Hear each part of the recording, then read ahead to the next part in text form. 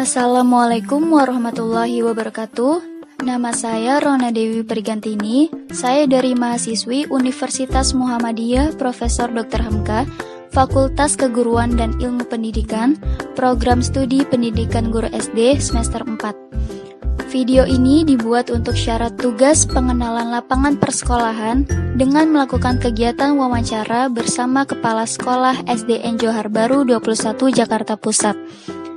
Karena ini masih dalam keadaan pandemi, kita melakukan kegiatan wawancara ini secara online dengan menggunakan aplikasi Zoom untuk meminimalisir penyebaran COVID-19.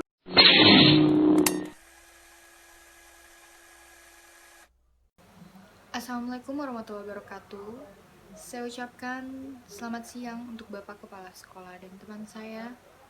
Yang saya hormati Kepala Sekolah SDN Johar Baru 21 Jakarta Pusat. Begitupun teman saya.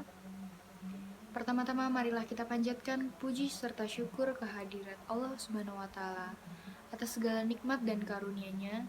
Tidak lupa juga kita sampaikan salawat serta salam kepada junjungan alam Nabi besar Muhammad Sallallahu Alaihi Wasallam. Sebelum itu perkenalkan, nama saya Rahma Anandarita, begitu pula teman saya Rona Dewi Prigantini. Baik Pak, untuk lebih mengefektifkan waktu, kita mulai saja. Atau saya izin untuk memulainya dengan pertanyaan pertama dari teman saya. Mana sih Pak perbedaan sikap kelas rendah sama kelas tinggi? Perbedaan sikap antar siswanya? Iya, jadi untuk karakter di Johar Baru 21 pagi ini antara kelas tinggi dan kelas rendah ya. Memang kita beberapa dekade belakangan ini itu mengalami beberapa perubahan kurikulum. Di antaranya kurikulum K13 dan kurikulum KTSP ya.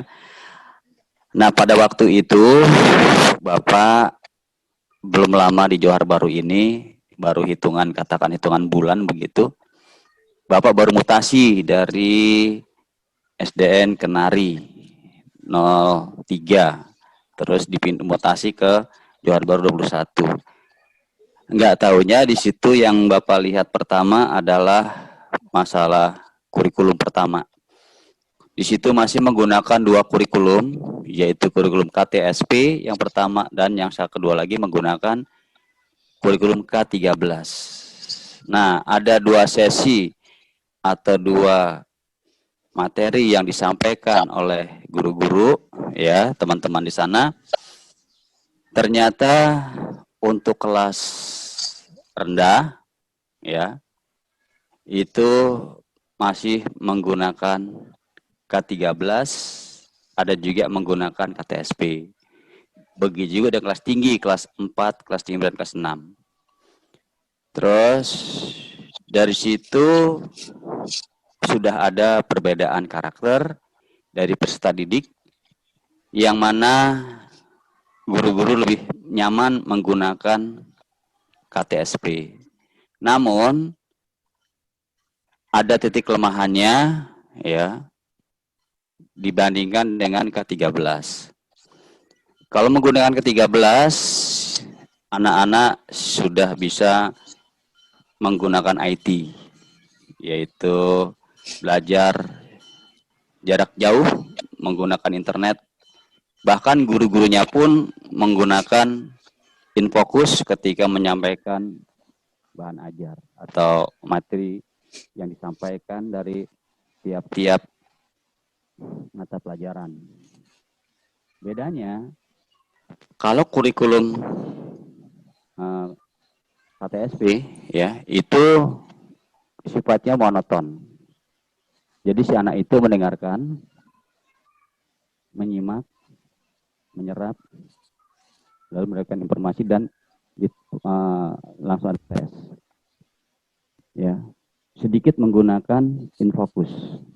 Tapi kalau K13 itu sudah bisa menggunakan infocus ya, karena memang arahnya ke sana di Johar Baru 21 ini. Dan satu mata pelajaran dengan mata pelajaran yang lain saling berkait.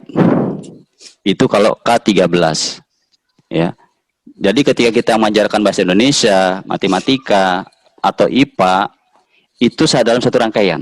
Tapi kalau KTSP tidak, masing-masing mata pelajaran. Dari karakter yang disampaikan anak-anak yang Bapak lihat di sana, dia pada dasarnya menikmati itu semua. Baik kurikulum K13 maupun KTSP itu sama-sama menarik. Karena saya tekankan kepada teman-teman Dewan Guru, ketika menyampaikan suatu materi, buatlah anak itu senang, ya, pakem ya, bahasanya seperti itu. Jadi anak-anak tertarik. Syukur-syukur kita menggunakan InFocus, jadi bahan ajarnya itu mudah diterima. Baik, bagaimana bentuk struktur yang ada di sekolah tersebut, Pak? Untuk struktur, ya, bagian struktur itu di situ ada komite sekolah, terus ada juga dewan guru, ada juga dewan penasehat. Di sini antara pengawas, kepala sekolah, guru, komite sekolah, komite kelas, dan masyarakat setempat, yaitu RT, RW, ya, bahkan kelurahan, itu dibuat bagan seperti itu.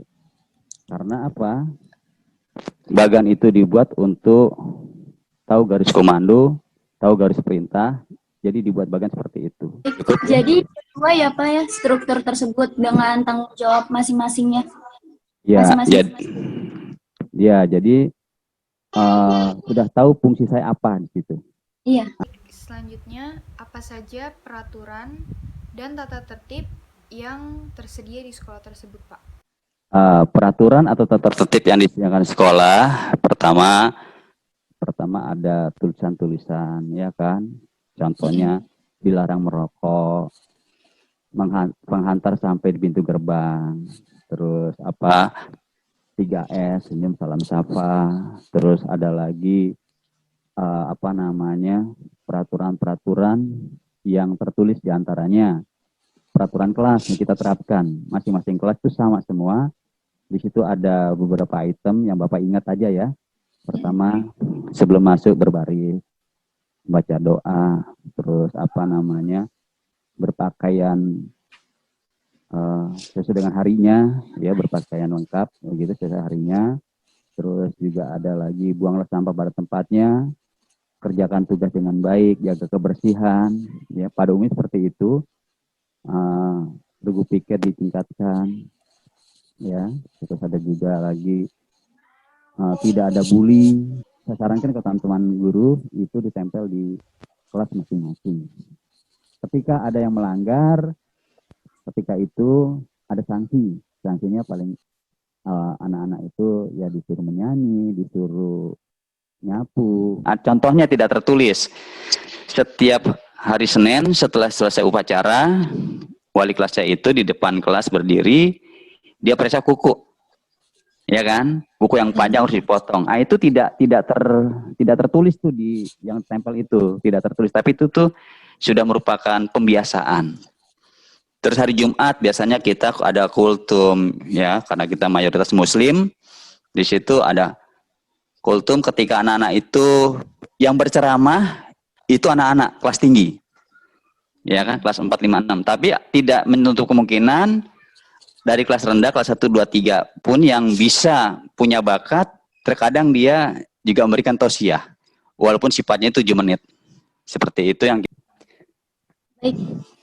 Jadi sudah diberlakukan ya Pak tata tertib sama peraturannya.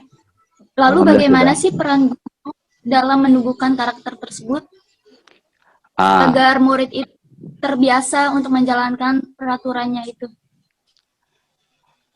Begini, terkadang aturan itu dibuat tidak hanya sebagai tulisan semata, tapi terkadang kita waktu itu ambil dari Kenari, ya, Bapak dari Kenari, Saya lihat bagus seperti ini. Bapak memberikan contoh.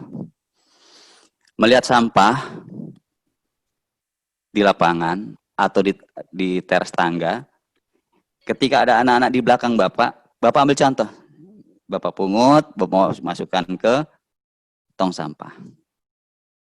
Tapi namanya anak-anak, anak kelas 1, kelas rendah ya. Ih, Bapak kok ngambil sampah sih, Pak? Saya tersenyum. Ya, saya tersenyum bukannya marah. Nah, ini contoh Bapak memberikan contoh kepada kalian, pada kamu nih. Slogannya apa itu? Lisa. Ngerti nggak Lisa? Itu singkatan. Saya tempel di dinding itu. Lisa. Lihat sampah, ambil. Oh itu Pak, iya Lisa, lihat sampah ambil. Itu Bapak contoh. Kemudian saya kepada teman-teman, dewan guru, pada teman-teman guru, juga memberikan contoh seperti itu. Akhirnya teman-teman juga memberikan satu respon yang baik. Selanjutnya, apa saja kegiatan seremonial yang sekolah jalankan? Seremonial yang kita lakukan ya di situ umpamanya memperingati hari-hari besar nasional nih, ya kan? Contohnya 17-an, 17 Agustus ya. Itu ada lomba-lomba antar kelas, ada lomba-lomba antar sekolah seperti yang kita lakukan. Begitu juga dengan hari besar nasional, contohnya Maulid Nabi ya. Itu terkadang ada juga lomba-lomba loketa, lomba keterampilan agama, itu kita ikuti. Terus begitu juga ada lomba-lomba seremonial yang lain, contohnya ketika sekolah itu berulang tahun, ya kan, satu komplek kita mengadakan perayaan secara bersama. Nah, alhamdulillah juga ketika kita kemarin belum lama itu dihadiri oleh Bu Kasudin, bahkan dari perwakilan dinas ketika kita mengadakan Maulid Nabi, ya itu undangan datang dari kita sebarkan undangan, mereka responnya datang, ya dari tingkat kecamatan pun itu Bu Camat pun datang hadir, ya Bu Kasaklah hadir, para pengawas hadir, ya kan dia bingung, Pak ini kok bisa seperti ini Pak? Ya kita kerjasama Bu Pak dengan komite kelas, komite sekolah, menampilkan bakat anak-anak ya kan yang punya keahlian, keterampilan ya di bidang keagamaan, seperti contohnya Bapak lihat itu pembacaan Al-Qur'an, terus apalagi dia itu berdeklamasi atau membaca puisi, terus ada juga nyanyian-nyanyian bernuansa Islami. Ya bagus Pak. Memang mayoritas di Johar Baru 21 ini Muslim. Berubah ya Pak setelah. Iya. Iya Pak, mengenai kayak upacara 17 Agustus atau upacara rutinnya biasanya itu dari siswa dan siswi langsung atau mengandalkan guru-guru, seperti apa Pak? Jadi begini. Petugasnya. Kalau hari-hari besar nasional, contohnya ya, 17 Agustus nih, setiap hari 17 Agustus yang udah itu melibatkan guru. Ya. Dari petugas upacaranya, penaikan bendera, doa dan sebagainya itu melibatkan guru, dan pembinanya pun kepala sekolah. Dan kepala sekolah juga secara bergantian, bergiliran. Begitu juga guru bergiliran di situ. Tapi kalau hari-hari upacara biasa, hari Senin itu ya kita dari anak-anak ya. Jadi anak-anak itu kita gilir tuh yang kelas tinggi. Ya kelas 4, 5, 6. Baik, lalu kegiatan lainnya seperti rapat kan biasanya Dewan Guru dan Kepala Sekolah sering melakukan rapat ya Pak. Kalau melakukan rapat itu apa aja sih yang dibahas? Ya, untuk rapat ya kita rapat itu kita adakan paling cepat itu mingguan. Mingguan itu kita lakukan biasanya di hari-hari Jumat terakhir. Ya, kita kan pulang jam 3, itu jam 3 sore ya, setelah Jumat, teman-teman pada sholat Jumat, makan siang begitu, kita ngobrol-ngobrol sedikit. Di antaranya apa? Membahas masalah yang timbul dalam satu minggu itu. Ya, lalu tentang briefing Pak. Kan biasanya kalau misalnya guru atau guru lah, misalnya guru mau ngajar itu biasanya ada briefing atau tidak Pak, karena apa saja sih yang dibahas dalam briefing tersebut? Misalnya sebelum mengajar briefing, ini gitu. Sifatnya juga temporer sesuai dengan kebutuhan. Oh, Kenapa? Sifatnya temporer sesuai dengan kebutuhan. Kalau ada juga setiap hari kumpul, lama-lama juga itu guru bosen. Bahasnya apa juga? Iya, udah paham nih. Wah, paling Bapak ngomong ini nggak jauh dari ini. Nah, itu maka kita untuk menyikapi rasa jenuh atau kebosanan teman-teman itu tidak tiap hari tapi temporer. Sewaktu-waktu kita bahas. Nah, Pak, bagaimana ruang lingkup kulikuler di sekolah tersebut? Untuk kurikuler yang umumnya itu kan pramuka ya. Ya, kita lakukan pramuka. Adapun untuk marawi sifatnya keagamaan itu berjalan. Terus untuk seni tari daerah ya itu berjalan. Cuma untuk apa futsal itu olahraga anak-anak banyak banget yang suka futsal itu seminggu sampai 2 kali ya kan. Guru olahraganya juga semangat. Guru olahraga masih muda, dia sangat senang dengan sepak bola. Akhirnya terkadang dia buat eskul pulsa Pak. Ya udah nggak apa-apa lah. Jadi yang penting ketika futsal itu jangan sampai anak-anak itu terlantar atau bagaimana. Ya Pak, saya buatkan jadwal Pak. Jadi hari ini kelas ini, hari ini kelas ini Pak di dua jadwal dan menggunakan seragam. Ya, jadi punya kostum bola sendiri. Terus untuk pencak silat, ya pada waktu itu ada, tapi sekarang sudah divakumkan dulu untuk pencak silat. Ya itu ada pencak silat, tapi kita vakumkan karena waktu itu guru pembinanya, pelatih pencak silatnya itu dia pindah ke kampung, terus kok nggak ada informasi lagi, akhirnya stagnan itu tidak berjalan lagi. Nah untuk pramuka ya kita menggunakan tenaga lain, yaitu kita manggil pembina pramuka dari luar. Terus untuk seni tari pun kita menggunakan pembina dari luar, yaitu memberdayakan komite yang punya bidang seni. Kebetulan dia juga punya sertifikatnya, jadi tidak asal ambil tuh yang nggak punya sertifikat ngajar enggak. Ya, sekalipun pembina pramuka, dia juga sudah memiliki mahir dasar minimal, ya, punya sertifikat mahir dasar untuk pramuka. Untuk seni tari pun sudah memiliki sertifikat. Pencaksilat punya sertifikat, tapi stagnan hari ini sampai saat ini dia nggak ada kabar karena pulang kampung dia. Terus untuk marawis yang sifatnya keagamaan itu dihandle oleh guru agama, ya kan. Terus untuk yang lain-lainnya seperti halnya sih nggak ada lagi gitu, hanya itu aja. Baik Pak, mengenai kokulikuler di sekolah ini, apakah kokulikuler di sekolah berjalan? Apakah sekolah mengadakan kunjungan ke museum? Bagaimana Pak? Itu belum lama ini kita memang ada kunjungan ke museum yang ada di Museum Gajah ya. Pada waktu itu ketika ada program untuk keluar itu ada, bahkan kita kunjungan ke belum lama ini ke Museum Sumpah Pemuda yang di Keramat Senen itu loh. Anak-anak ke sana melihat tokoh-tokoh Sumpah Pemuda, bahkan dipoto, bahkan anak-anak senang. Tapi itu tidak semuanya, ya, secara bergiliran. Begitu juga ke museum yang ada di Museum Bahari Kota, itu pun bergiliran. Kita menggunakan bis sekolah, kan bis sekolah kita ini kan sekarang gratis ya. Walaupun terkadang kita dengan bis sekolah itu dengan supir, dengan di Sub DKI ada MOU-nya, kita kerjasama ya. Nah itu secara bergiliran. Tapi waktu itu juga pernah terakhir di perpustakaan nasional yang ada di Kebon Sirih ya. Nah itu kita juga ke sana kunjungan, itu pun hanya beberapa kelas, tidak semuanya. Begitu juga yang terakhir kemarin di pihak bank, kerjasama dengan Bank BNI ya. Bank BNI itu mengundang anak kita beberapa siswa untuk mengetahui apa itu uang kartal, apa itu uang giral, apa itu surat berharga dan sebagainya, itu juga diwakili oleh beberapa siswa kita yang ke sana, bahkan dijemput. Yang terakhir juga kemarin dengan apa itu namanya, yang di Ragunan itu loh, dengan kebun binatang. Itu juga Kebun anak-anak raya.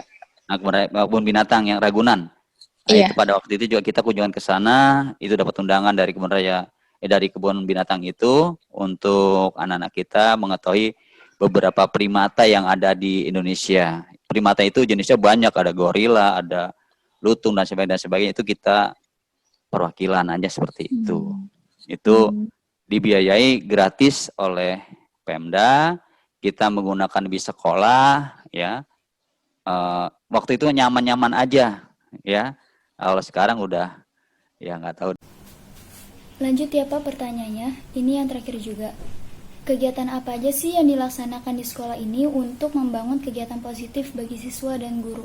Nah, pada dasarnya untuk membangun kegiatan yang positif antara guru dengan peserta didik, ya, siswa, itu kemarin kebetulan ada program yang namanya program KJP, ya, program KJP. Belum lama ini ada lagi program